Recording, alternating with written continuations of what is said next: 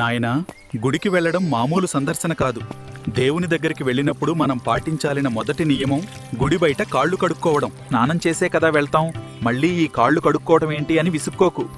మనం ఇంట్లోంచి బయలుదేరాక గుడిదాకా వచ్చేసరికి చెప్పులు వేసుకుంటాం కదా, ఆ చెప్పులు విడిచాక కూడా మన కాళ్ళు బయట దుమ్ములో ఉంటాయి. అందుకే పంచభూతాల్లో ఒకటైన భూమిపై నిలబడే ముందు, ఆ భూతాలకే అధిపతి అయిన ఆ దేవుడి దగ్గరికి వెళ్లే ముందు మనల్ని మనం శుద్ధి చేసుకోవాలి. రెండు కాళ్లను వెనకకు ముందుకు తిప్పుతూ తడి చేతులతో రుద్దుకుంటూ కాళ్లతో పాటు నోరు కూడా 3 సార్లు పుక్కిలించి వదలాలి. దీని అర్థమేంటో తెలుసా? దేవా, నా శరీరాన్నే కాదు, నా వాక్కుకి మూలమైన నా నోటిని కూడా శుభ్రం చేసుకుని నీ ముందుకు వస్తున్నాను.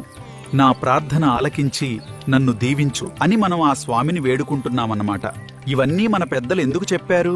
మనం ఒక క్రమశిక్షణతో, ఆచారంతో దైవదర్శనం చేసుకోవాలనే కదా.